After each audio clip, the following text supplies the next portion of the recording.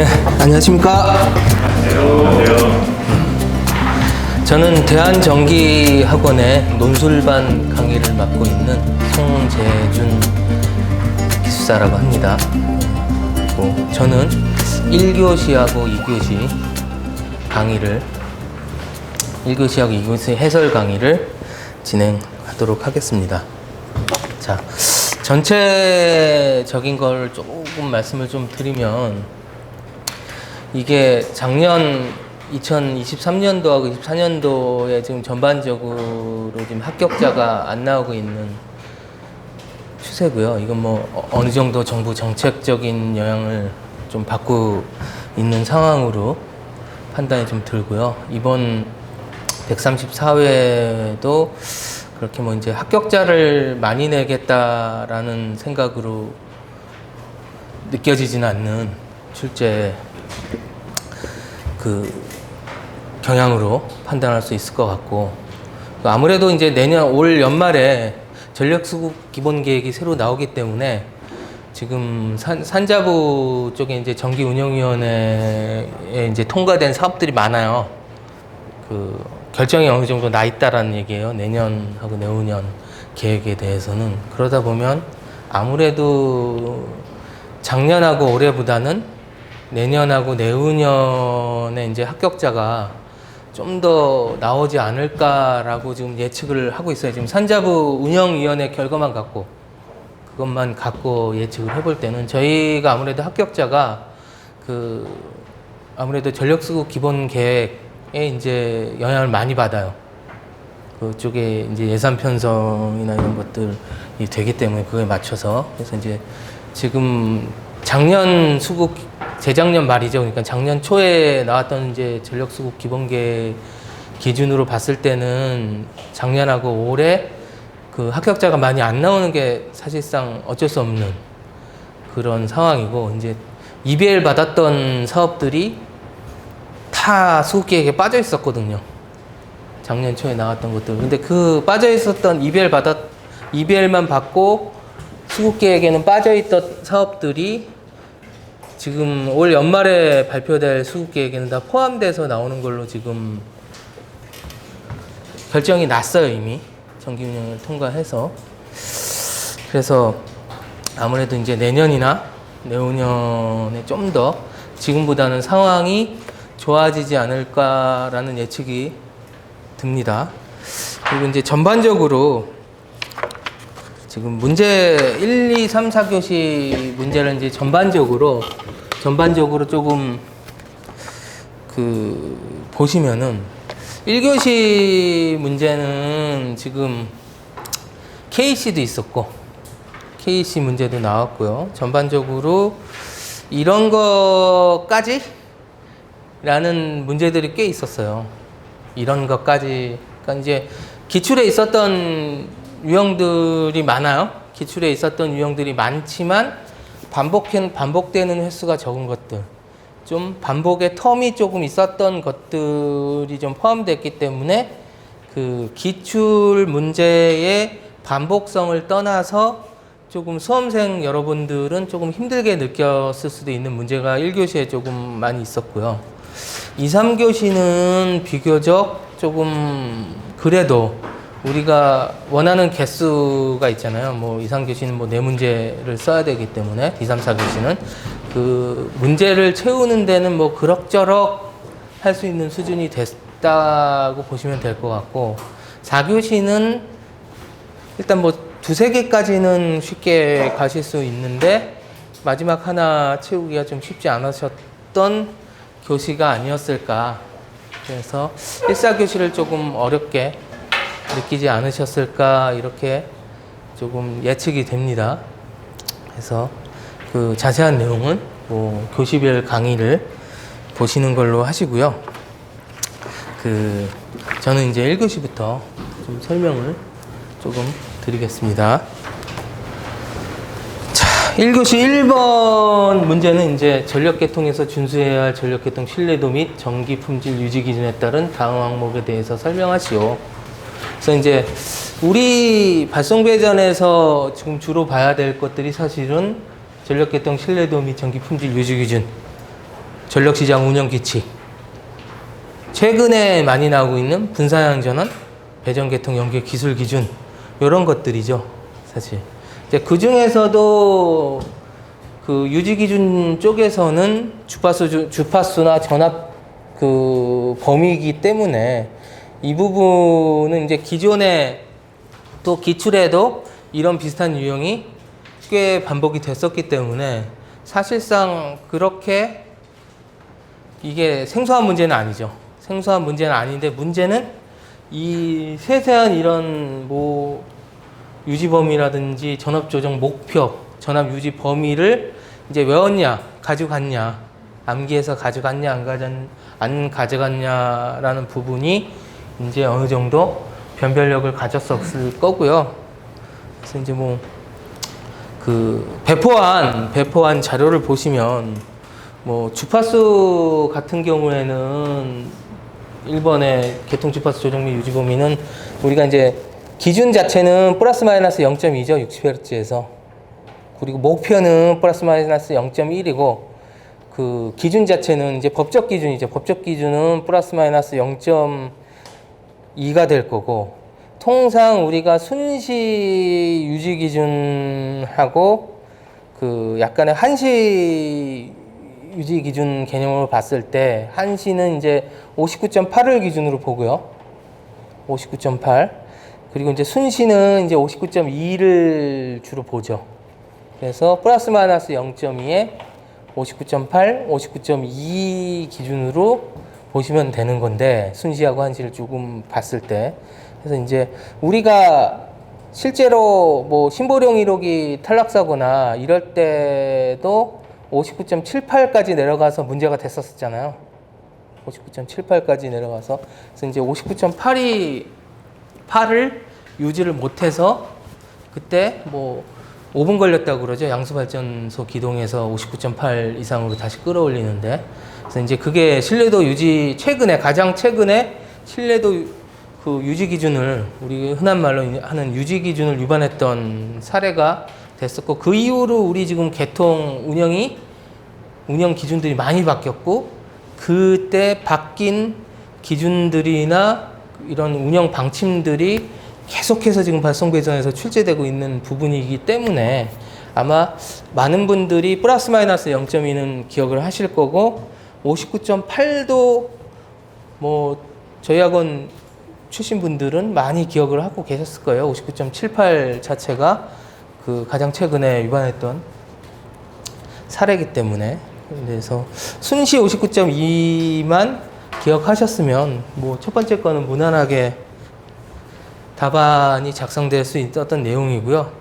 그리고 두 번째, 세 번째 목표하고 전압에 대해서 유지 범위하고 목표 같은 경우에는 뭐 암기죠, 암기.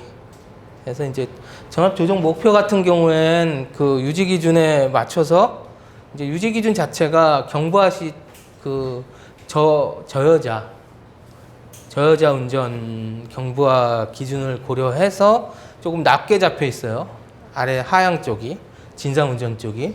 해서 그런 것들 고려해서 암기를 잘 하셨으면 저희가 배포된 그 모범 답안처럼 그렇게 작성이 되셨을 것 같고요. 유지 범위는 우리가 3, 4, 5, 9, 7, 6, 5는 플러스 마이너스 5%, 154는 플러스 마이너스 10%가 이제 키워드죠. 그래서 이제 그렇게 정리하시면 무난한 답안이 됐을 것 같고요. 자, 2번으로 넘어가겠습니다. 자, 주파수 조정용 발전소의 다음 항목에 대해서 설명해라. 이 문제는 조금 말씀을 드려야 되는 게, 자, 주파수 조정용 발전소에 대한 문제는, 이 문제는 사실은 과거에 나왔던 문제예요. 과거에 나왔던 문제인데, 조정용 발전소의 주파수 조정용 발전소에 대해서 정리된 뭐 시중 교재나 내용들의 그 소제목들이 그대로 들어오긴 했어요, 여기. 그래서 그 주파수 조정용 발전소에 대해서 정리하셨던 분들은 뭐 요 소제목에 딱딱딱딱 맞춰서 어느 정도 답안을 작성하실 수 있었을 거고, 그게 정리가 안 돼 계신 분들은 어쩔 수 없이 이제 어떻게 해야 돼요? 우리가 알고 있는 화력과 수력의 특성에 맞춰서 이 챕터별로 작성을 할 수뿐이 없겠죠. 이번 시험이 1교시도 쉽지 않았던 이유가 이런 것들이에요. 딱딱 조정용 발전소에서 물어본 게 아니죠. 딱딱딱딱 이렇게 4가지를 찝었어요. 이렇게 찝게 되면은 그 찝은 거를 어느 정도는 키워드나 꼭지에 맞춰서 쓰셔야 되는 거예요. 그래서 이번 시험이 또 만만치 않았던 부분들이, 그렇다고 이 내용들이 적지도 않아요. 한없이 얘기하다 보면은 원래 주파수 조정용 발전소 자체가 25점 챕터였기 때문에 그 중에서 요 꼭지들을 찝은 거였기 때문에 쉽지 않죠. 사실 쉽지는 않죠.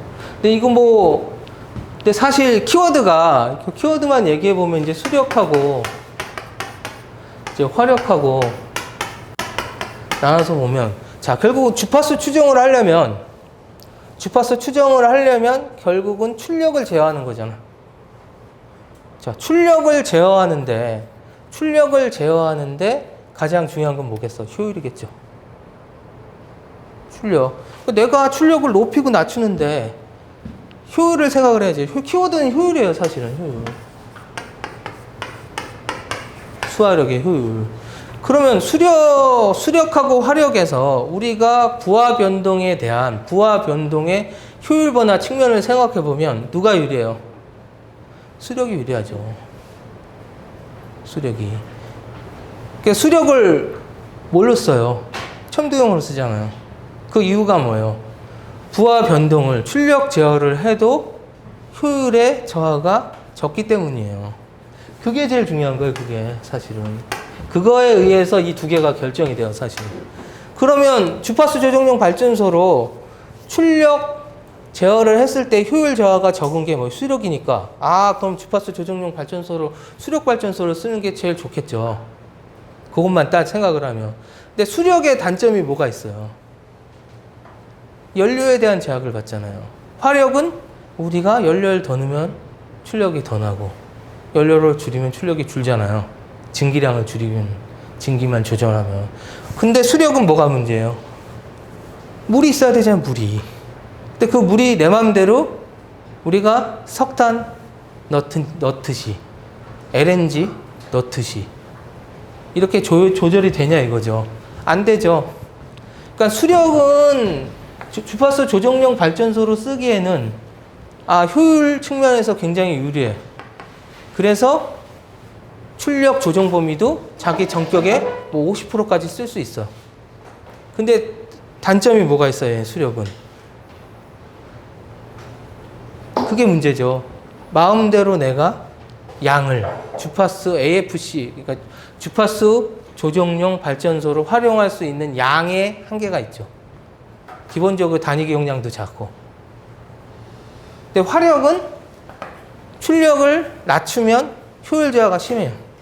그래서 주파수 조정용으로 적정하지는 않지만 대신에 단위기 용량이 크고 연료에 대한 제약이 없기 때문에 주파수 조정용 발전소로 쓰는 조정 용량 차원에서는 유리하죠. 그래서 조정 범위는 얘가 50%까지니까 유리하고, 얘는 5에서 뭐 한 10% 정도뿐이 못 쓰니까 불리하지만 얘는 조정 양은 얘가 유리하겠죠. 이 키워드로 쓰면 되는 거예요, 그냥. 얘하고는 사실. 그래서 애초에 주파수 조정용 발전소를 공부할 때는 이 키워드로 효율, 출력 제어, 부하 변동 시 효율 저하에 대해서 키워드를 맞추신 다음에 양쪽을 정리를 하셔야 되는 원래 아이템이고요. 자, 배포된 자료를 보시면 구비 조건은 이건 뭐 시중 교재도 당연히 있겠죠. 계통 운영에 지장을 안 줘야 되고, 조정 가능 범위도 좋아야 되고, 연관 단위 AFC가 돼야 되고, 효율 변화 크지 않아야 돼요. 이게 밑줄 쫙이죠. 효율 변화가 원래 크지 않아야죠. 그리고 각종 손실이나 전압이나 이런 측면도 확인을 해야 되겠죠. 자, 그리고 화력이 수력보다 유리한 점은 아까도 얘기했지만 뭐가? 조정 용량이 유리할 거고요. 뭐 부하 근접해서 건설이 유리해서 손실 증가나 이거는 시중 교재나 자료들에 있는 내용이고 사실상 뭐 수력에 비해서는 입지 제한이 좀 덜하다고 보는 거죠. 근데 현실적으로는 그렇지도 않아요. 현실적으로 뭐 우리 동네에 화력발전소 짓겠다고 하면은 아 지으세요 하는 동네 없잖아요, 세상에. 뭐 이거는 뭐 그냥 있는 얘기니까 비교적 수력보단 자유롭다라는 측면으로 이해를 하시면 되고, 화력이 수력보다 불리한 점 보시면 부하 아까 얘기했지만 조정 전격에 대한 조정 범위는 좁죠. 왜? 효율 때문에. 자, 그래서 저부하 시 효율 저하도 크고 빈번한 부하 변동에 증기니까 여릉력 문제도 따라오겠죠. 우리 또 화력 발전에서 여릉력 매우 중요하죠.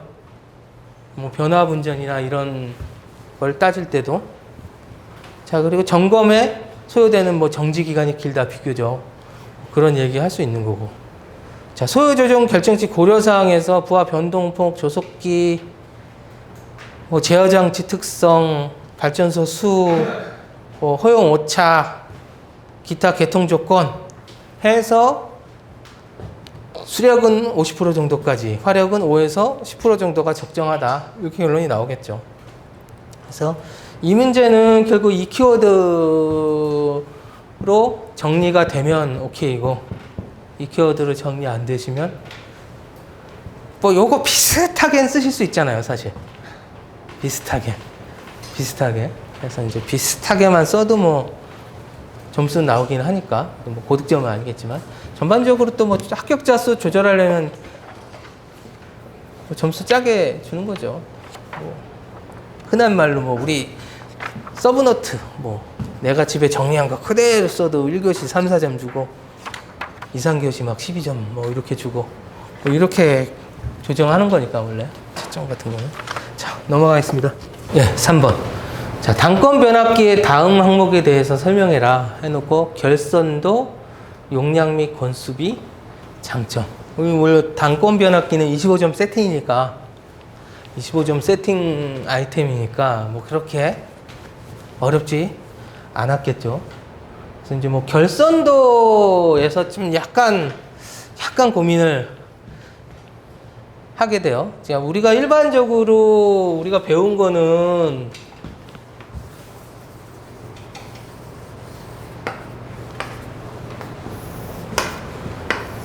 그 단상 단권 변압기 결선도 가지고 했죠.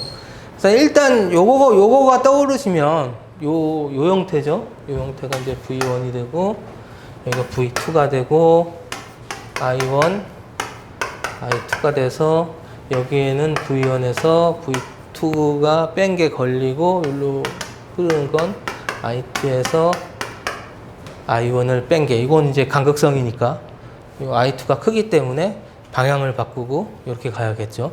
이런 형태로 그리는 결선도가 이제 일체적으로 떠오르실 거고, 이제 저희가 뭐 수업 시간에도 했지만 3상 우리 YY 될 결선에 대해서도 지금 배포된 자료처럼 설명을 드렸죠. 설명을 드려서 요게 기억나시면 안전하게 요거까지 그려주시면 좋고, 사실 YY 델에 대한 3상 결선까지. 그게 아니면 단상만, 우리가 첫 번째는 결선도지만 두 번째는 이제 용량하고 건수비 설명을 해야 되기 때문에 요걸 설명할 때에 필요한 건 또 요거니까 한 최소 요거 정도는 다 기술 어느 정도 결선을 하셨을 거고, 요걸 결선을 했을 때 이제 부가적으로 YY 델까지 그리냐 안 그리냐는 뭐 옵션이죠. 그치? 내가 뭐 점수를 더 받기 위해서 YY 델을 그릴 수도 있고 안 그릴 수도 있고. 근데 이제 딱 결선도를 하니까 사실 10점이니까 정도도 무난하지, 요 정도도 무난하실 수 있다고 봅니다. 자, 그리고 건선 분비, 지금 배포된 자료에는 건선 분비가 분모하고 분자가 뒤집혀 있어요. 분모하고 분자가 뒤집혀 있어. 이걸 제가 인쇄하고 봐서 죄송하지만 배포된 자료에는 이게 뒤집혀 있고 자, 권선분비라는 게 결국은 그 자기 용량, 그러니까 선로 용량분의 자기 용량이죠. 해서 우리가 선로 용량을 뭐라고 해요? 부하 용량 개념으로 보고요. 자기 용량을 권선 용량 개념으로 본다고 제가 말씀을 드렸고요. 이제 부하 용량, 선로 용량은 요게 될 거고, 자기 용량은 이제 요게 되기 때문에 실제 코스트 개념이 되겠죠. 단권 변압기를 만드는데 이제 코스트 개념 해서 1차적 기준으로 얘기를 하고, 우리가 V1이 V2보다 큰 강압 변압기라고 생각을 하면 권선 분비 R은 V1의 I1의 곱이고 V1 마이너스 V2의 I1이 될 거고요. 이걸 지우고 다시 정리하면 V1의 V1 마이너스 V2가 될 거고, V1이 V2보다 크기 때문에 권선 분비는 항상 1보다 작을 거고요. 아까도 얘기했지만 자기 용량은 권선 용량 개념이기 때문에 코스트가 될 거고, 얘는 실제로 사용은 부하 용량에 맞춰서 사용을 하기 때문에 적은 자기 용량으로 큰 선로 용량에 공급하는 게 단권 변압기는 효율적이기 때문에 결과적으로 누가 V1과 V2의 차가 적으면 적을수록 권선 분비는 작아지겠죠. V1과 V2의 차가 작아지면 작아질수록, 그래서 1, 2차 간의 전압이 작으면 작을수록 적은 저기압량으로 큰 부하의 전력 공급이 가능한 게 단권 변압기죠. 해서 용량 및 권수비에 대한 설명은 권선 분비로 설명을 하고, 권선 분비는 1보다 작다 해서 얘가 가장 권선 분비가 작아지는 조건은 권수비가 1일 때죠. 1, 2차 전압의 차가 작아야 되니까. 이게 작으려면 이게 1보다 작으면 작을수록 적은 부하, 권선 용량으로 큰 부하에 공급할 수 있기 때문에 이 두 개의 차가 작아야 되고, 이 두 개의 차가 가장 적은 거는 권수비가 1일 때죠. 1일 때. 동일한 전압으로 가거나 약간의 승합을 하거나 뭐 이럴 때는 단권 변압기가 굉장히 효율적이고, 우리 계통에서는 1, 2차의 전압차가 작은 765에서 345 다운, 345에서 154 다운의 단권을 쓰고, 154에서 229 다운을 쓰는 우리가 154 변전소 MTR 같은 경우 7회 차이가 나기 때문에 이거는 권선 분비가 크기 때문에 효율성이 떨어지죠. 그래서 거기서부터는 단권을 안 쓰는 거고, 또 어디로? 우리가 배전솔로에 있는 SVR이나 이런 승합기 같은 류는, 승합기라는 것 자체가 동일한 전압 공칭 하에서 떨어진 전압을 회복하는 거잖아요. 그렇기 때문에 승합기 같은 것들도 권선 분비가 작기 때문에 단권을, 저희가 SVR도 단권이죠. 그리고 주상 변압기는 우리가 무슨 단권입니까? 복권입니까? 주상 변압기도 단권입니다. 거의 단권 개념으로 보셔야 돼요. 주상 변압기도. 그리고 YI 결선이고. 자, 장점은 당연히 지금 단권 변압기는 중성점 접지를 안 하고 쓸 수 있다, 없다? 없죠. 접지를 안 할 경우에 어떤 현상이 생겨요? 접지를 안 하면 한 상이 한 상만 서지가 들어왔을 때 접지가 돼 있으면 여기에 전전이 걸리고 여기 영전이가 되는데, 만약에 접지가 안 돼 있을 경우에는 한 상에 서지가 들어왔을 때 어떻게 된다고? 여기에 전전이, 여기가 영전이가 되면서 여기에 뭐가 걸려요? 중전이가 걸리죠. 여기 중전이가 걸리면 얘하고 얘 입장에서 어떻게 돼? 여기가 전이가, 여기가 전이가 높고 낮아지잖아. 그걸 뭐라 그래요? 중성점? 역전현상. 접지를 안 할 수가 있다, 없다? 없다. 단권병합기는. 자, 해서 무조건 접지를 하기 때문에 뭐다? 단절연이나 저감절연을 할 수 있다는 얘기고요. 이건선 변압기에 비해서 건선 분비가 적으면 적을수록 등가 용량은 적은 상태에서 어떻게 소형 경량 가격이 떨어지죠. 그래서 그런 장점이 있을 거고요. 그리고 이건선 변압기에 비해서 건선 분비에 비례해서 어떻게 퍼센트, 임피던스, 전압 변동률, 손실, 여자 전류 등이 감소를 하죠. 요거는 이제 이런 내용들은 이제 수업 시간에 좀 더 설명을 드릴 거고요, 사실. 자, 그리고 블록건선 뭐 1, 2차 차전류에서 동선도 적고 여자 전류 적어서 손실도 적고 가격 싸고 손실 적고 전압 변동률 적고 이런 장점들이 있습니다. 물론 여긴 장점만 물어봤으니까 단점 우리는 또 안 쓰죠. 단점도 또 여러 가지가 있죠. 뭐 이행전압 문제라든지 뭐 이런 것들은 그런 것들은 수업 시간에 다룰 만한 내용이죠. 자, 넘어가겠습니다.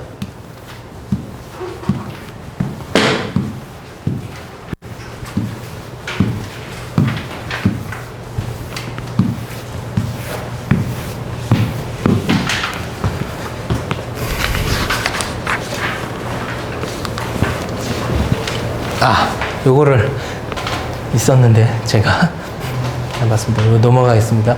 아까 말씀드렸던 삼상 결선이 이거죠.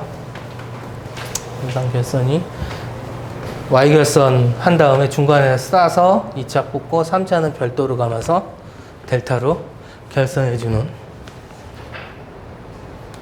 답안 문제 보겠습니다. 자, 두 설비를 직렬과 병렬 운전할 때 사고 발생률과 평균 정정 시간을 구하시오. 단 두 설비의 사고 발생률과 평균 정정 시간은 각각 란다1 S1과 란다2 S2다. 이럴 때 직렬일 때와 병렬일 때 이제 란다 S는 이제 시리즈 직렬이니까 란다 S SS하고 패럴이니까 란다 P와 SP를 구해라 라는 얘기죠. 이 문제는 사실 뭐 반복되는 기출 유형이고요. 뭐 하나만 물어봐도 10점, 두 개 같이 물어봐도 10점. 그리고 용어 해설집에 명확하게 나와 있는 아이템이기 때문에 그다지 어렵진 않겠죠. 얘는 그나마 1교시에서 조금 수월한 문제 유형이었습니다. 이걸 뭐 가져가기도 별로 어렵지 않았죠. 사실 직렬일 때는 핵심 키워드는 이거였지. 둘 다 살아있어야 사는 거고, 둘 중에 하나만 죽어도 죽는 게 직렬이고, 병렬은 둘 중에 하나만 살아있어도 전체 계통으로 봤을 땐 살아있기 때문에 신뢰도 측면에서 누가 좋다라는 거예요. 병렬이 좋게 결론이 나오는 거겠죠. 그래서 그 식으로 따졌을 때는 확률식으로 봤을 때는 직렬일 때는 란다 S는 란다1 S1에 그 란다2의 S2의 더하기가 들어갈 거고, 병렬일 때는 란다2 S2의 곱이 들어가는 거에 기인해서 유도를 하셔야죠. 그래서 뭐 이건 너무 간단한 문제이기 때문에 설명은 생략하겠습니다. 자, 넘어가겠습니다.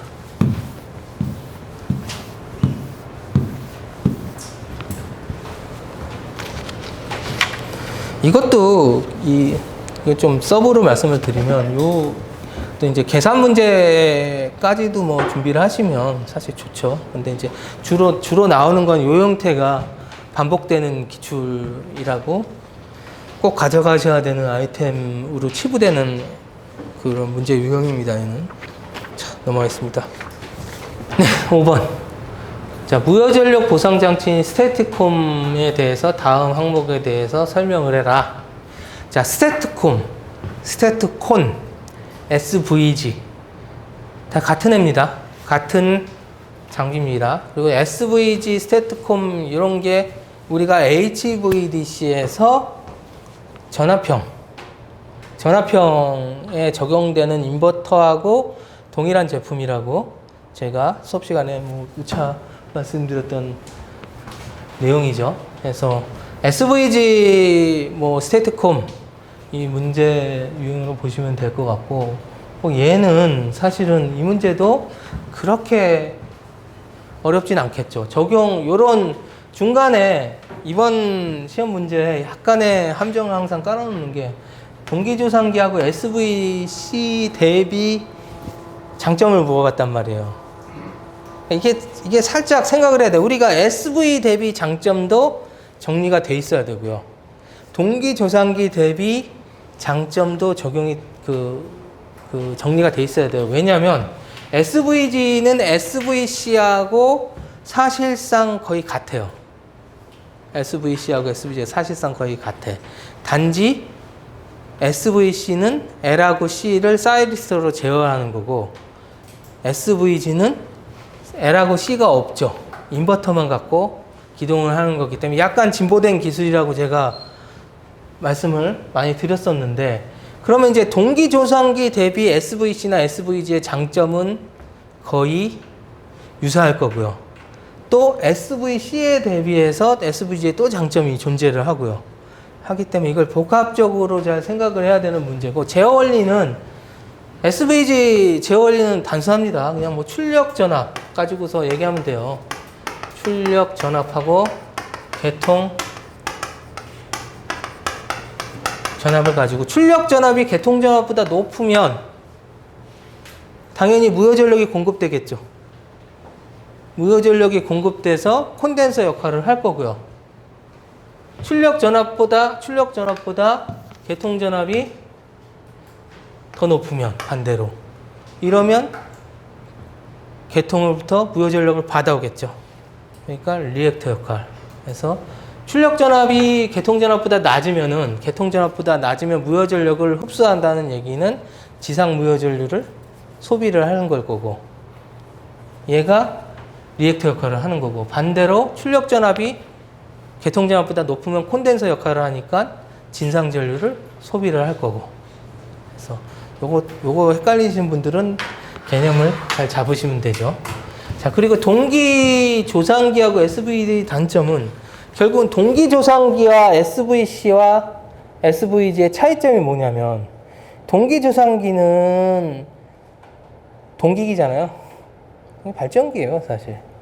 그러니까 코스트가 높고 설비가 복잡하고 유지보수 어렵고 경제성 나쁘고.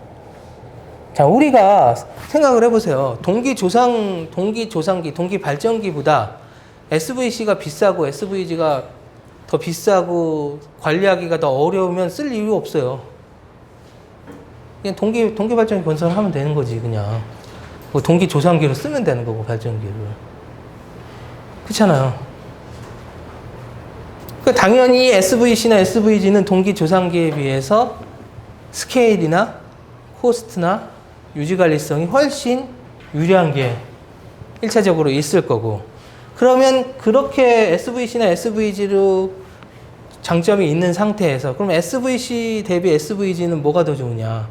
더 진보된 기술이라고 했죠. 얘는 L하고 C를 제어하지 않기 때문에 생기는 장점이 있을 거고,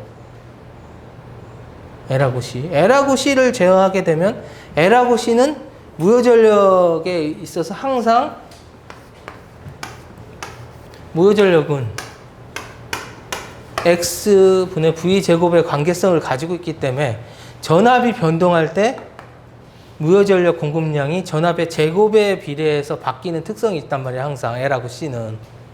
이게 XL이든 XC든 마찬가지 특성을 갖기 때문에 실질적으로 전압 변화의 전압의 붕괴나 뭐 이런 것들을 제어하는 능력이 누구보다 떨어져요. SVG보다 스태트콤보다 떨어질 수뿐이 없는 단점이 있고, 기본적으로 거기다 소공성 측면에서도 어떤 게 SVG 스태트콤이 훨씬 좋단 말이에요. 그래서 결국은 SVG 스태트콤은 동기저상기에 비해서 유지관리성, 코스트, 스케일 이런 부분에서 유리하고, SVC 대비해서는 소공성, 안정도 이런 측면에서 유리한 거를 초점을 맞추셔서 장점을 기수하시면 되겠죠. 자, 그래서 배포 자료를 보시면은 제어 원리는 전압 가지고서 제어를 한다. 출력 전압을 어느 정도 맞춰놓고 계통 전압 변화에 의해서 진지상 무효 전력을 연속 제어한다라는 게 중요합니다. 진지상 연속 제어. 자, 그리고 장점은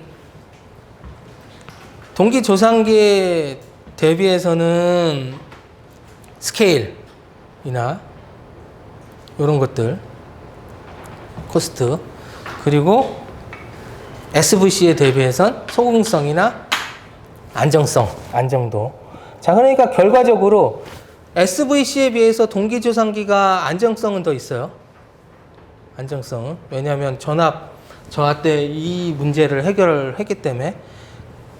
근데 SVC에 대비해서는 또 SVG가 또 소공성이나 더 좋은 안정성을 가지고 있기 때문에 결국 스태트콤이 결과적으로 보면 동기조상기의 장점하고 SVC의 장점을 다 취하잖아요.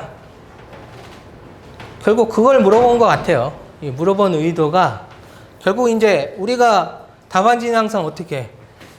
내가 알고 있는 걸 쓰는 거예요? 아니죠. 물어본 사람의 입장에서 물어본 걸 쓰는 거잖아요. 이거 물어본 의도는 결국은 동기조상기와 SVC의 장점을 다 취하는 개념이 들어가 있잖아요. SVG는. 그래서 이제 그 개념이 나와야 되지 않을까 싶고요.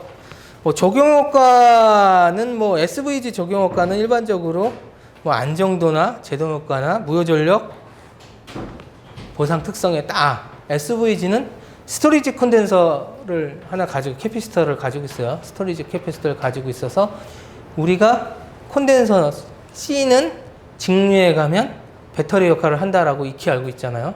전하를 축적, 분극 현상을 안 하기 때문에 뭐를 전하를 축적하기 때문에. 그래서 유효 전력에 대한 보상 기능도 같이 가지고 있기 때문에 더 장점에 해당이 되겠죠. 그래서 이런 관점으로 정리를 하시면 무난할 것 같습니다. 자, 넘어가겠습니다. 6번 문제 보겠습니다. 자, 가공 성전솔로 철탑 기초 종류 3가지를 쓰고 각각의 장단점을 설명하시오. 이 문제는 사실은 반복이에요. 이것도 반복되고 있는 기출 유형이고요. 뭐 이제 우리가 역티형 직접 기초, 말뚝 기초 형태의 파일 기초, 그리고 피어 기초 해서 이제 이 3가지를 키워드로 해서 보통은 정리해서 가죠. 그래서 결국은 얘는 이제 직접, 말뚝, 피어 기초. 그래서 이제 3가지를 구분해서 보는데, 사실 이 문제는 저도 예전에 공부를 했었지만은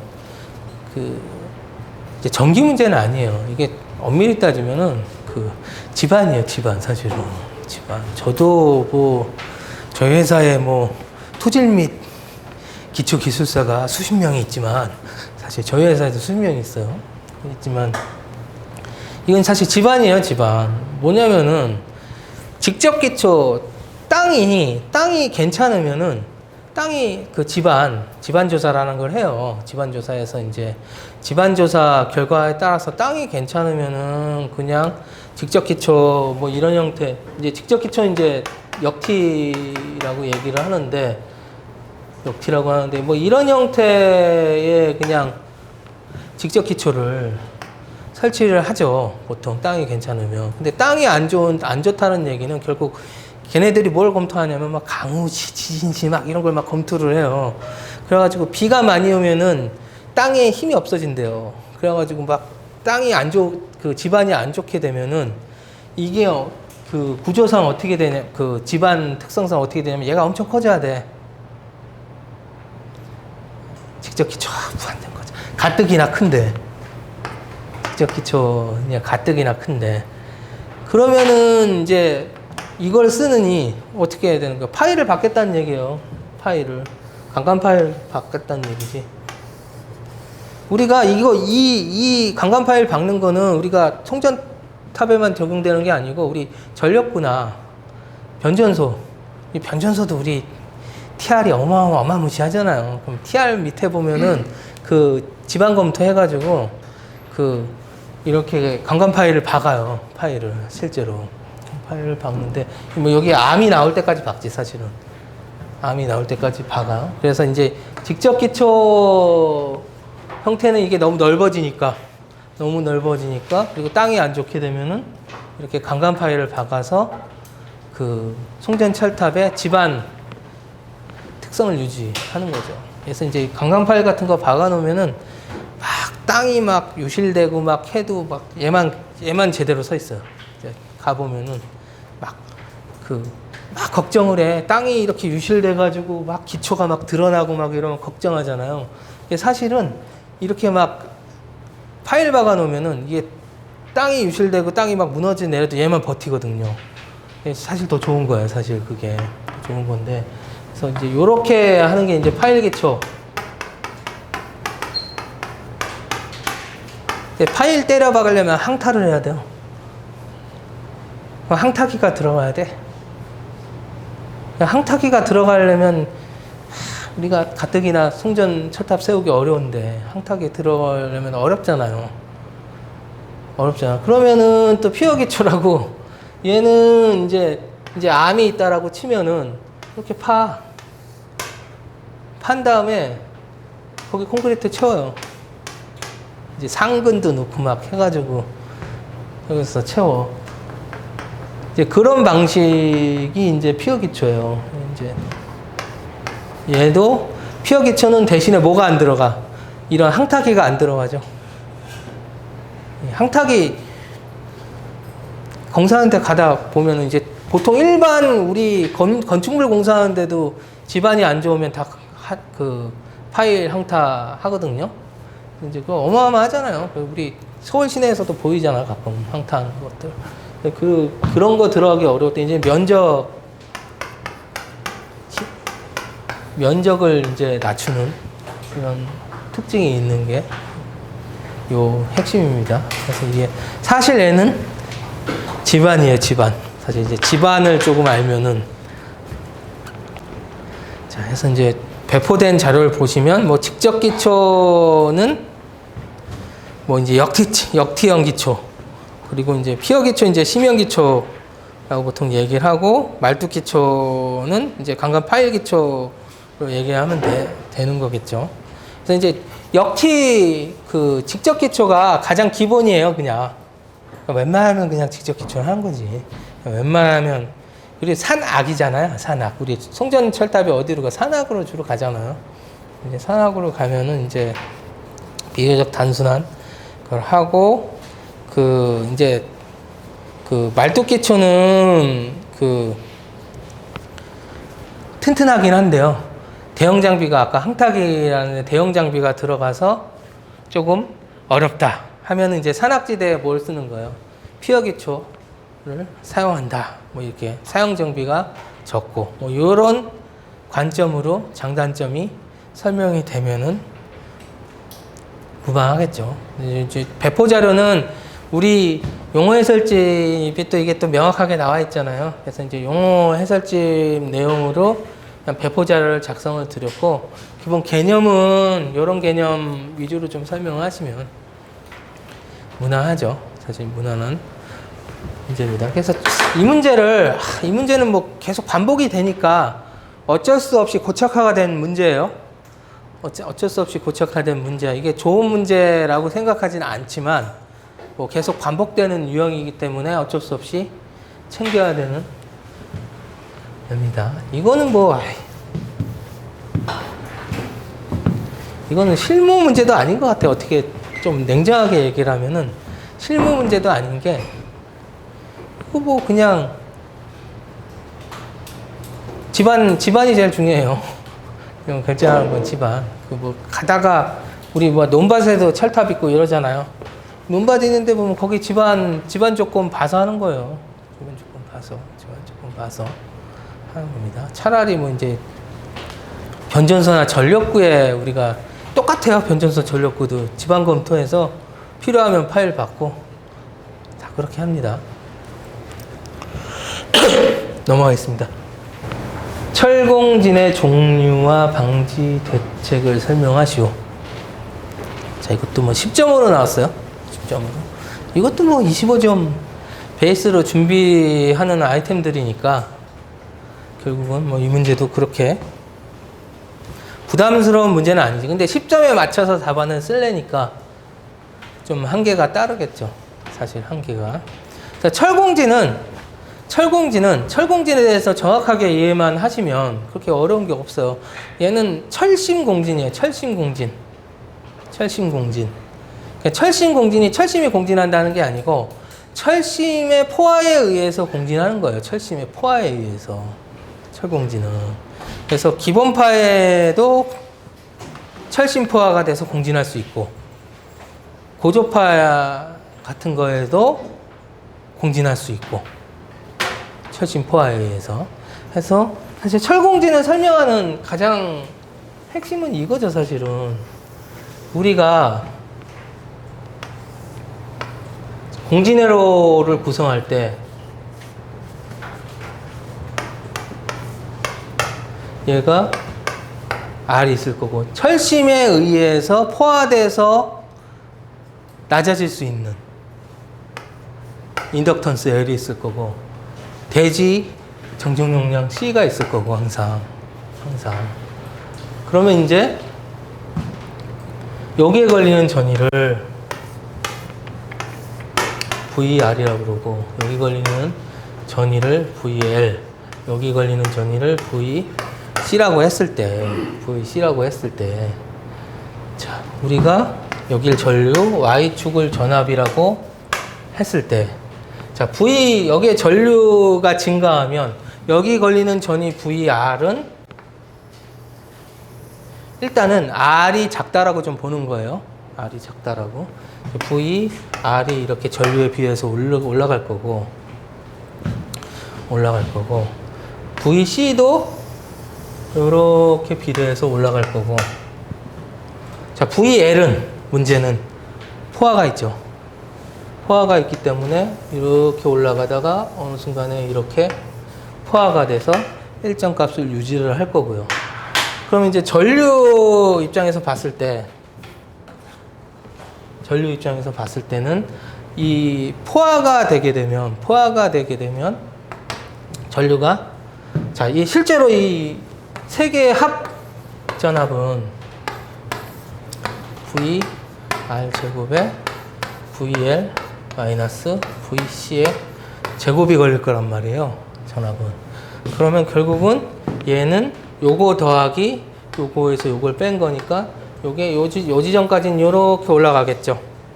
이렇게 올라가죠. 근데 요 지점에서 포화를 시작하면 여기에서 여기 뺀 차가 주니까 요 공진점까지는 이렇게 감소를 하다가 여기서 다시 얘는 일정하고 얘만 계속 증가하니까 이렇게 올라가겠죠.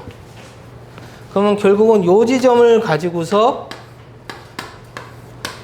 요 좌측은 유도성이고 우측은 용량성이 되면서 요 지점을 요 딱 공진점에서 어떻게 용량성과 유도성이 상존하면서 전류 폭증 현상이 일어나겠죠.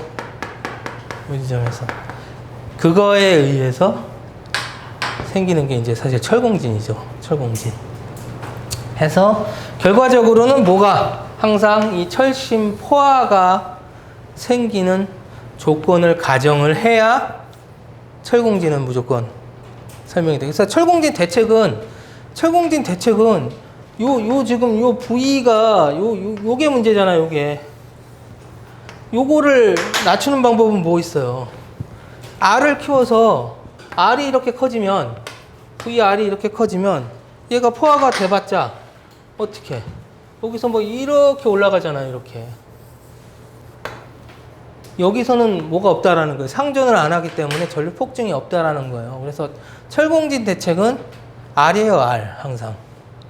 그래서 특수 철공진 같은 경우엔 GPT 브로큰 델타에 뭐를 넣어요? 시에라를 넣는 거고, 기본파 철공진은 접지를 잘해야죠. 접지를. 기본파, 우리 계통에서 일어났던 기본파 철공진 사고의 대부분 99.9%는 다 접지를 잘못해서요. 접지를 하면은 의뢰하잖아요. 뭐 전력연구원이가 의뢰하면 거기서 결론 나오는 것도 맨날 똑같잖아. 접지 제대로, 뭐 접지를 왜 이렇게 했어? 철공진은 이게 가장 핵심입니다. 이게 핵심이어서 사실 이 설명을 넣어주면은 좋죠. 사실 이 설명이 들어가 있는 게 가장 좋죠. 자, 해서 배포된 자료를 보시면 기본파 철공진은 뭐 단선으로 설명을 하죠. 우리가 일반적으로 단선으로 설명을 해서 뭐 결과가 여기 답안에도 이 결과라도 써주면 좋아요. 뭐 2분의 3이잖아. 결과가 XM하고 XC에 그러니까 2분의 3에 근접하면 뭐 한다고? 공접하. 근데 2분의 3 근접하려면 어떻게 해야 돼요? 그냥 우리가 평상시에 2분의 3 근접할 수가 없어요, 절대. 어떨 때 포화해야 돼, 철심이. 철심이 포화하지 않고 2분의 3 근접한다는 건 말도 안 되지만, 철심 포화하지 않고 2분의 3이 되면 그건 그냥 공진이에요. 철공진이 아니고. 그냥 거루회로 공진. 그거는. 그러니까 철심이 포화돼서 어디에 근접? 이 XM과 XC의 비율이 2분의 3에 근접하면 그때 기본파 철공진이 일어난다라고 우리가 막 유도도 하고 이러죠. 근데 이 지면상 뭐 밀만이나 태분한 써서 유도하기에 또 만만치 않죠. 그래서 안 되면 어떻게 해야 돼? 등가회로 하고 결과식 정도. 뭐 이 정도 써주면은 사실 더 좋은 답안이죠. 기본파 철공진에 대해선. 자, 그리고 특수 철공진은 그 GPT, 비접지회로에서의 GPT, 우리가 GPT 중성점을 항상 접지를 하죠. 접지를 안 하면 영상 전압이 안 잡히죠. 당연히 접지를 해야 돼요. GPT를 잡으려면, GPT를 쓰려면. 근데 접지를 하는데 거기다 저항을 달진 않죠.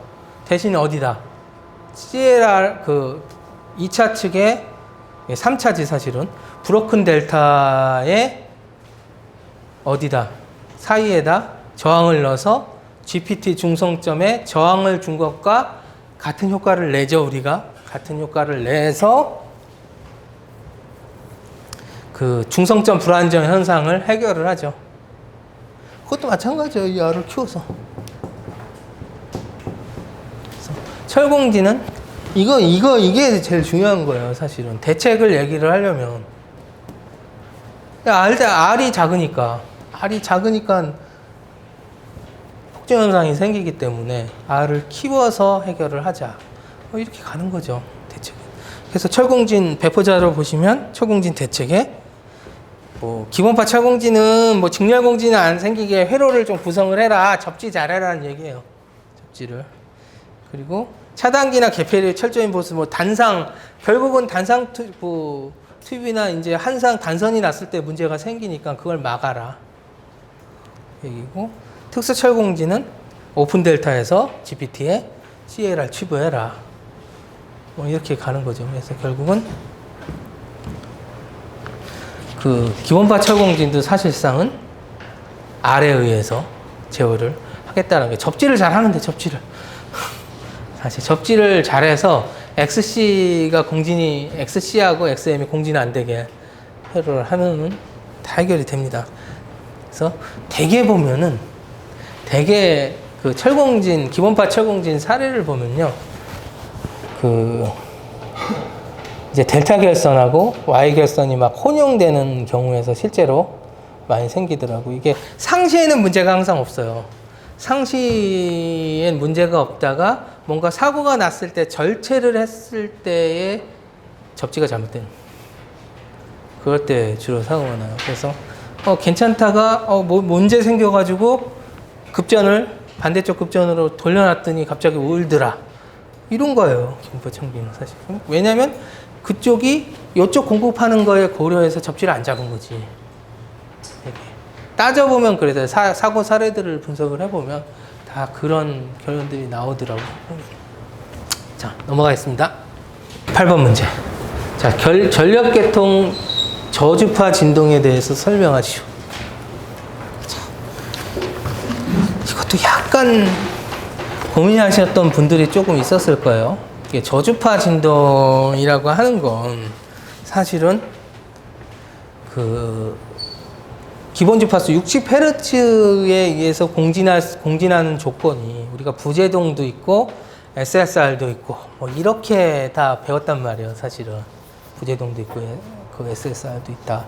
근데 이거는 조금 명확하게 아셔야 되는 게 제가 이거 명확하게 말씀을 드리는 게 우리 계통에서 일어났던 저주파 진동에 대해서 그 전력연구원에서 그 검토한 자료가 있어요.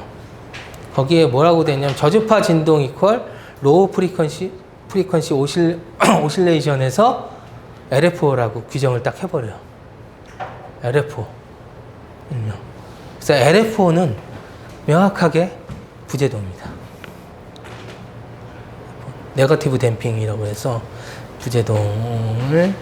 부제동은 제가 수업 시간에도 많이 말씀을 드리지만 전압이 이렇게 춤을 추는데 어떻게 소극 여자 방식은 굉장히 전압 변동에 민감하게 대응을 하죠. AVR이 초소극 여자 방식에서는. 그러면 결국은 전압이 이렇게 춤을 추는데 전압이 올라가면 여자기는 어떻게 해요? 초소극 여자에서는 잽싸게 여자를 줄이잖아. 근데 여자는 L이란 말이에요. L. 그럼 뭐가 있어요? 자속의 응답 지연이 있죠. 자속의 응답 지연이 있다는 얘기는 전압이 올라갔네? 전압을 낮춰야지 하고 여자기에서 신호가 갔을 때는 어느 시점이다. 이 시점이 아니고 이 시점이죠. 내려가고 있는데 여자를 더 줄여. 그럼 더 내려가. 원래 전압 변동이 이렇게 일어나는 형태인데 얘가 응답 지연 때문에 어떻게 된다는 거예요. 더 내리고 더 올리고 더 내리고 더 올리는 거예요. 이게 부제동이죠. 네거티브 댐핑. 왜? 이 올라갔을 때 내려야지 하면 바로 내리면 되는데 그게 아니고 응답 지연 때문에 내려가고 있는데 더 내린다 이거죠. 부제동, 제동을 못한다고 해서 부제동 현상이라고 얘기하는 거죠. 그래서 이게 초소극 여자에서만 일어난다고 해서 우리가 초소극 여자 방식에서 발생하는 저주파 진동이라고 표현을 하는 게 부제동이죠. 그래서 여기에 이런 질문들 많이 하시는데 여기에 SSR까지 기술하면 어때요?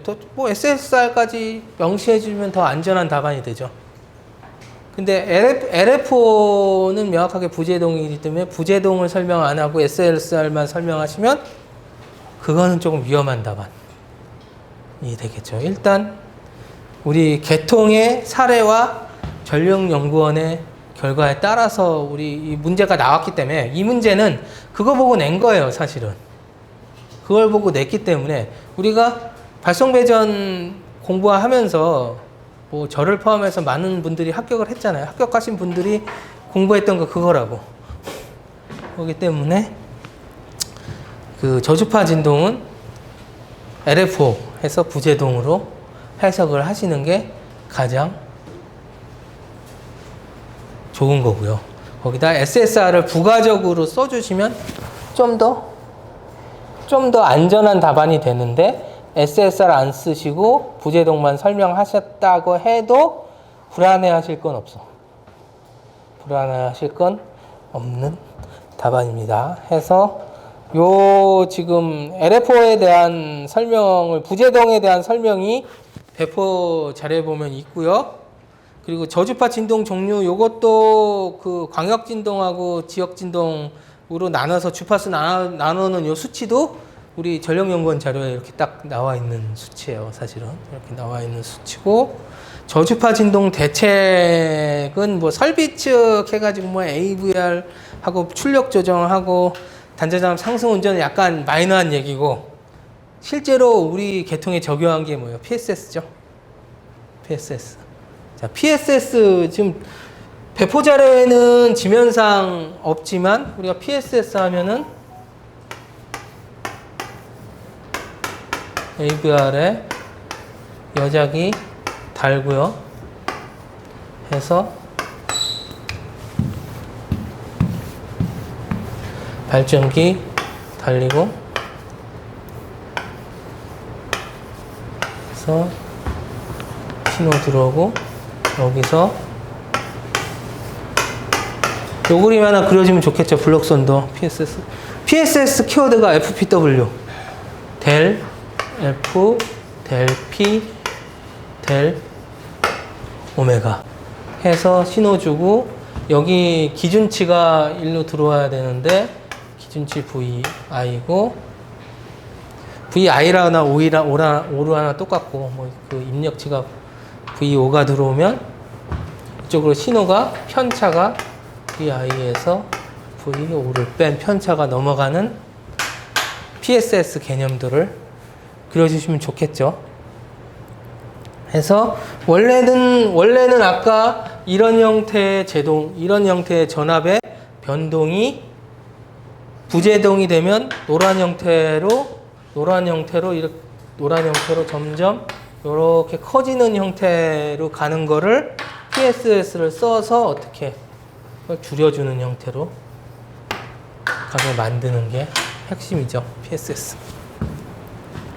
자, 뭐 기타 팩트, SVC 같은 것도 저주파 진동의 대책으로 보죠. 9번 문제.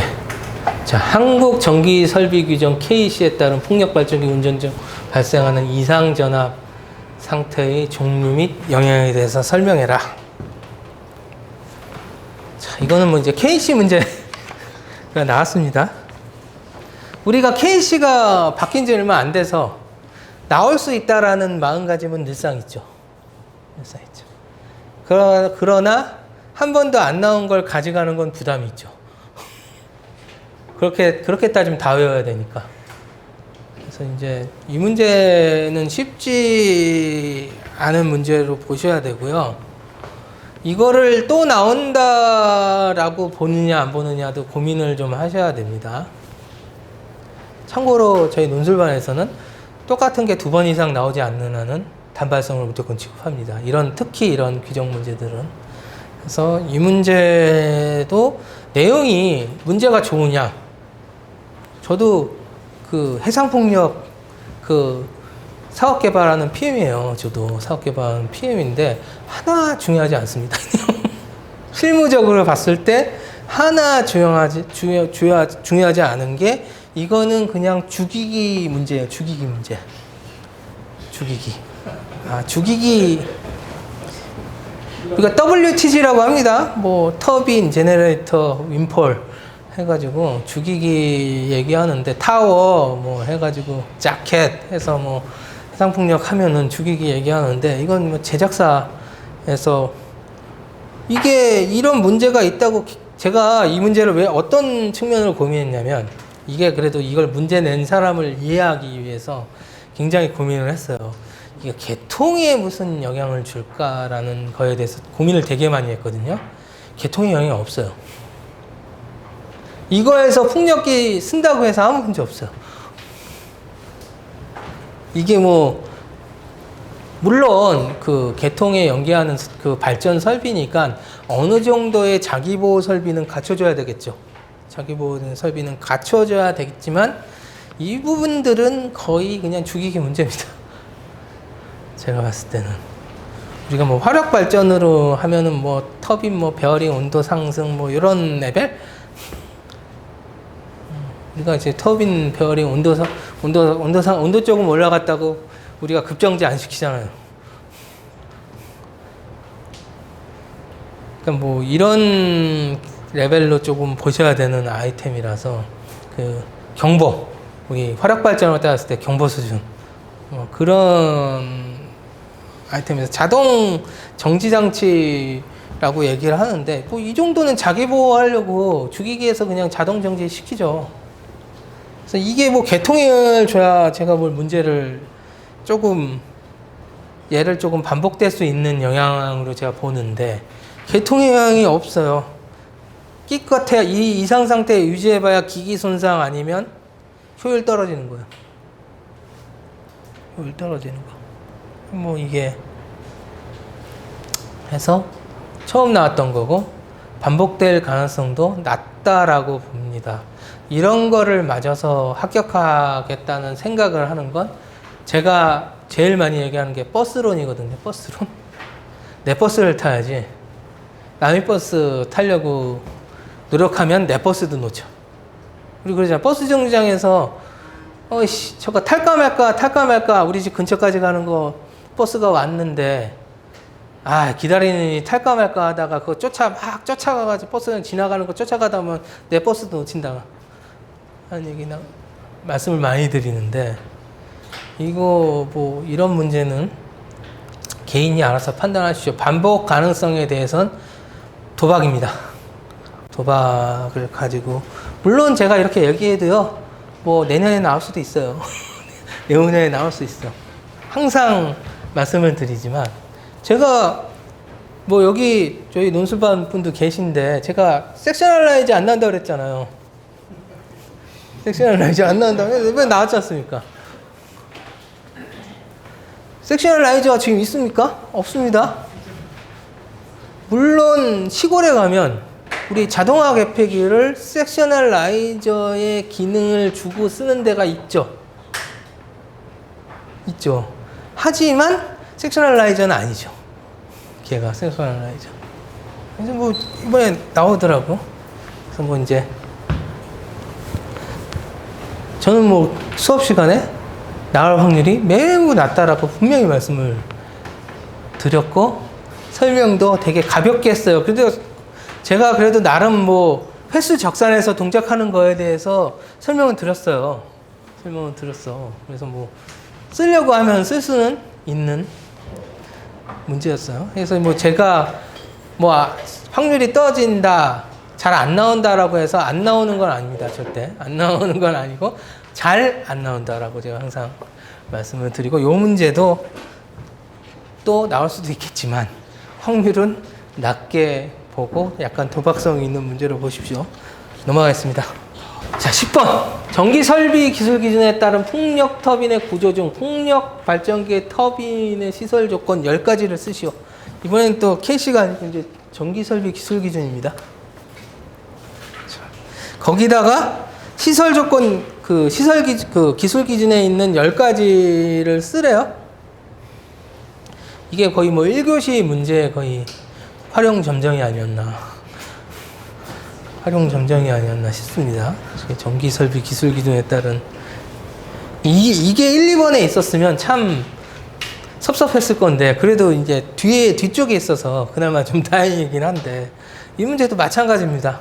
저는 9번 문제하고 마찬가지라고 생각하고 이 문제가 또 나와도 어쩔 수 없겠지만 이거를 반복성이 있는 걸로 보고 가져가기엔 이 내용이 좋으면 제가 인정을 하겠는데 내용도 당연한 내용들이에요. 전부 당연한 내용들이야. 당연히 뭐 최대 풍속의 구조상 안전해야 되고 뭐 풍압에 대해 구조도 충분히 해야 되고 진동도 문제 없어야 되고 최대 풍속 한계 풍속 넘어가면은 폭력기가 서야 되거든요. 근데 거기 당연히 기동하면 안 되죠, 당연히.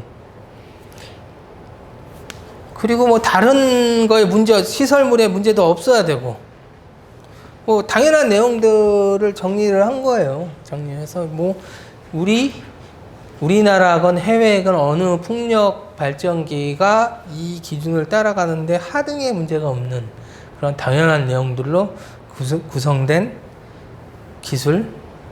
기준 내용이라서 이게 뭐 개통에 영향을 미친다 이런 거 없습니다.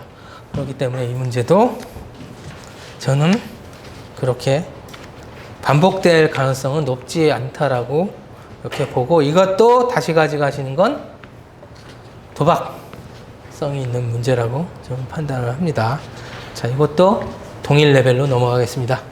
자, 11번 문제 보겠습니다. 지중 송전선로에서 발생할 수 있는 프리스네이크 현상과 이를 방지하기 위한 스네이크 포설 방식에 대해서 설명하시오. 조금 편안한 문제가 나왔습니다. 편안한 문제가. 이런 문제들이 좀 많아져야 사실 좀 더 편안한데. 자, 이제 프리스네이크하고 스네이크 포설 설명하시면 돼요. 이거는. 이제 프리스네이크가 뭐예요? 열신축에 의해서 어떻게 고정되어 있는 데서 떨어져 나가는 거죠. 약간의 활락 직전에 뭐 이런 것들을 프리스네이크라고 하죠. 그래서 프리스네이크 대책이 뭐예요? 대책 뭐 스네이크 포설이죠. 그래서 스네이크 포설은 변곡점 기준으로 피치 거리하고 스네이크 폭만 챙기시면 되죠. 해서 3, 4, 5, 9m, 1, 5, 4, 6m, 스네이크 폭은 1ds, ds는 외경, 시스 외경 해서 스네이크 포설 설명하시면 되고, 스네이크 포설의 목적 정도까지는 기술해주면 좋겠죠. 뭐 연실축 줄이고, 옵셋 줄이고, 뭐 크리트 구속력 낮추고, 뭐 이런 것들이 이제 목적이죠. 그래서 이제 그런 것까지 설명해 주시면 편안하게 답안 작성이 될 수 있는 문제죠. 그래서 이것도 가볍게 넘어가겠습니다.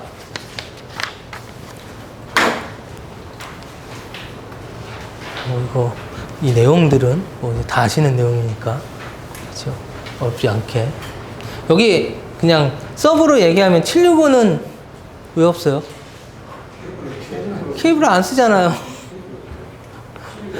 없으니까 안 쓰죠. 우리가 3, 4, 5 케이블도 무지막지한데 사실 지금 3, 4, 5 케이블도 스네이크 하기 힘들어 죽겠는데 사실 765는 아예 개발할 일이 없어요. 개발이 안 된 게 아니고요. 앞으로도 할 계획이 없어요. 765는. 그리고 765는 가공도 신설할 계획이 없어요. 예. 예. 그리고 저 죽기 전까지 없어질 일도 없고 765가. 걱정 안 하셔도 됩니다. 재미삼아서 그냥 말씀드린 얘기고. 12번 보겠습니다. 가공 성전선에서 발생할 수 있는 부식에 대해서 설명하시오. 이번 회차 문제가 요런 유형들이 계속 나오는 게, 과거에 나왔었던 기출을 끄집어낸 것들이 많아요. 이거 가공 성전선로 부식도 반복되는 기출 중에 하나였고요. 이것도 하나였고, 예전에 좀 덜어 나왔었고요. 최근에는 반복되는 그 텀이 조금 길었던. 예. 그래서 이제 사실상 조금 지금 송전 쪽의 문제가 조금 약간 HVDC나 이쪽에 치중이 되다 보니까 이런 것들이 반복되는 텀이 좀 길어졌던 아니죠. 그러니까 저 준비할 때만 해도 얘를 가져가야 되냐 말아야 되냐 이런 아이템. 저는 참고로 107회 때 합격을 했는데, 저 준비할 때는 얘를 가져가야 되냐 말아야 되냐 고민하는 아이템들 중에 하나였던 애입니다. 그래서 확률은 조금 낮았지만 이번에 나왔던 아이템입니다. 이번 회차가 이런 것들이 좀 많아요. 이런 것들. 과거에 분명히 기출에는 있지만 최근에는 조금 텀이 길었던 그런 아이템들이 이번에 조금 나오지 않았나 싶어요. 그래서 배포 자료를 보시면 뭐 대기 부식, 전해 부식, 간극 부식, 코로나 부식이 있는데, 좀 간단하게 키워드만 말씀드리면 뭐 대기 부식 같은 거는 그냥 일반적인 대기 중 가스 있죠. 삭스나 낙스 같은 그런 거에 의해서 우리 가공 송전선로가 노출이 돼 있잖아요. 노출돼 있으니까 그런 가스들하고 접촉을 하면서 새로운 이제 부식이 일어나는 거예요. 그래서 이제 대부분의 부식이 이 이제 대기 부식이라고 보셔야 되고요. 자, 전해 부식은 우리가 송전선로를 이제 그 대기 부식은 그래서 대책으로 보면 특별한 대책이 없는 거고, 이제 전해 부식은 전선의 도체가 동일한 금속이 아니잖아요. 그러니까 이종 금속 말이에요. 가운데는 뭐 이제 강선이 있고 바깥쪽에는 뭐 알루미늄 와이어가 있고, 이러다 보니까 서로 간에 뭐 전이차가 사실은 기준 전이가 있거든요. 기본 전이가. 이런 전이차에 의해서 또 수분하고 또 결합하면서 또 부식이 발생하는 게 이제 전해 부식이에요. 그래서 얘는 이제 대책이, 전해 부식은 이제 우리가 이제 일반적으로 알복이라는 표현을 쓰죠. 알복. 알루미늄 피복. 해가지고 피복을 하는 거죠. 피복을. 그래서 이제 알복강선 ACSR 뭐 AW나 뭐 ACSR, AWOC나 AW 들어가면 뭐라고 얘기했어요? 우리가 알복이라고 한다고 그랬잖아요. 그래서 이제 그런 것들 피복하는 게 대책이 될 거고, 간극 부식은 이게 크레바스가 들어가잖아요. 그래서 이제 얘는 점선에 흠집이 있으면 흠집에 발생하는 거예요. 흠집에. 빗물에 보면은 염소 이온이라고 뭐 CL이라고 얘기를 하는데, 염소 이온이 있단 말이에요. 그게 이제 이 흠집으로 들어가서 일으키는 부식이에요. 그래서 이제 얘는 지금 배포 자료에는 방지 대책이 이제 위에 이렇게 카피돼서 잘못 들어가긴 했는데, 흠집 안 생기게 잘하는 게 대책이겠죠. 흠집 부식이니까 사실. 흠집. 그리고 평상시 유지 관리 잘하면 돼요. 송전선로 흠집 같은 것들 관리를 잘해서 부식 안 되게 막으면 될 거고. 네 번째, 이제 코로나 부식은 이제 오존이라는 게 있죠. 오존. 그리고 대기 중에 이제 오존이라는 게 있는데, 이제 오존이라는 게 사실 전선 입장에서 보면은 되게 나쁜 가스예요. 가스하고 똑같아. 그래서 얘에 의해서 표면에 화학작용을 일으켜서 부식을 일으키는 게 이제 코로나 부식인데, 코로나 발생을 먼저 하고, 발생한 상태에서 오존하고 만나서 화학 현상을 일으키는 부식이 코로나 부식입니다. 그래서 대책은 코로나 대책이 들어가는데, 이제 코로나가 잘 안 생기면 코로나 부식이 안 생길 거잖아요. 그래서 코로나 대책 중에 뭐 다도체 뭐 이런 것들 있는데, 그런 것들이 기술되면 되는 문제입니다. 얘도 결국은 12번 문제도 결국은 가져가냐 안 가져가나 싸움이에요. 가져갔냐 안 가져갔냐. 근데 대부분 분들이 가져가는 아이템은 아닌 그런 아이템이긴 합니다. 그래야 누군가는 이걸 가져가서 이건 내 버스네 하는 이건 내 버스다. 우리 집 가는 버스네 라고 생각을 하셨겠죠. 누군가는. 넘어가겠습니다. 네, 13번. 배전선로 분할 및 연계에 대한 다음 항목에 대해서 설명하시오. 배전선로 분할 문제는 사실은 우리 문제에 나올 만한 문제인가 싶기도 하는 생각을 좀 들기는 하는데, 뭐 별게 없다라는 거죠. 이게 분할 자체. 근데 거기다가 이번 시험을 조금 아리까리하게 만든 유형이 이런 거죠. 이렇게 딱 집어가지고 1번이 배전선로 분할 및 연계의 정의. 뭐 용어 해설집에 있는 거 그대로 쓸 수뿐이 없고, 자, 연계 계획의 설치 기준 및 고려사항, 그리고 3분할 3연계에 대한 배전선로 구성도 용어 해설집에 다 있는 거예요, 사실은. 3분할 3연계. 그 문제에 답이 있어요. 우리나라가 3분할 3연계를 하거든요. 표준이 기본이 3분할 3형계예요, 우리나라. 표준이. 그래서 3분할 3형계에 대한 구성도는 이제 배포자료처럼 분할 3개 해서 3분할 하는 거 그리시고 다른 DL에서 연기하는 거 표시해 주시면 3분할 3형계 구성도 될 거고. 이제 분할이라는 거는 결국은 개폐기로 배전선로를 구분하는 거예요, 그냥. 배전선로 구분. 그리고 연계라는 거는 그렇게 구분만 하는 게 아니고 구분해 놓고 또 다른 DL에서 연계 받는 거. 이게 연계고. 자, 그러면 결국은 정의됐고 구성됐고. 근데 이게 2번이 또 약간 아리까리한 걸 넣어놨어요. 설치 기준 및 고려사항. 뭐 연계점마다 연계 개폐기를 넣어야죠. 당연히. 연계점마다 연계 개폐기를 넣고, 연계 개폐기 들 때 주의사항이 뭐 있어? 상 헷갈리지 말고 잘 상에 맞춰서 넣어. 이게 주의사항이에요, 사실은. 연계 개폐기 설치할 때. 그래서 얘는 약간 조금 아리까리한 게 제가 생각하지 않은, 제가 떠오르지 않는 다른 무언가가 있을 수도 있겠다라는 생각을 여기서 약간 들긴 해요, 고려사항. 이건 약간 그렇게 되면은 굉장히 실무적인 내용이 들어가야 돼요. 굉장히 실무적인 내용이 고려사항이 들어가야 되는데, 그게 아닌 이상은 우리가 연계점엔 개폐기 놓고, 구분 개폐기 놓고, 구분 개폐기 설치할 때는 상 안 틀리게 잘 넣어라. 그냥 실제로 상이 잘못돼서 문제가 된 사례가 있겠지. 있으니까 그런 얘기가 나오겠죠. 이제 그런 내용만 갖고 따져보면 이게 과연 이게 뭐 문제 낼 만한 건가 싶은 생각이 드는데, 뭐 용어 해설집이 있으니까 뭐 냈다고 해서 뭐라고 그럴 수는 없을 것 같고, 근데 처음 접하실 때는 약간 부담스러우실 거고. 왜냐면 이게 뭐 있는 거 아니야? 이런 생각 할 수 있거든요. 2번에서.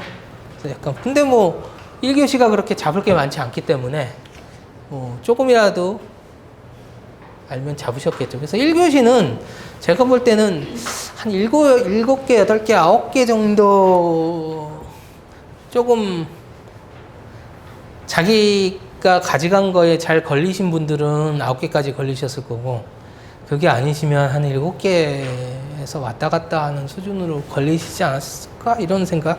근데 1교시 7개면 선방이에요. 사실. 그러니까 7개 알고 3개를 기본 상식으로 적었을 때도 60점이 넘을 수 있어요, 1교시가. 저는 그랬던 경험이 있어. 1교시 60점 넘었던 시험이 2번 있었는데, 한 번은 9개 제가 아는 거에서 나왔었고, 하나 7개 아는 거가 나왔을 때, 그러니까 그 7개 나왔을 때 60점 넘을 때는 점수를 후하게 준 거죠. 합격자가 한 15명에서 20명 정도 나오는 수준에 점수를 후하게 줬을 때는 조금 그렇게도 나올 수가 있고 그렇습니다. 자, 이렇게 1교시를 마치겠습니다, 일단.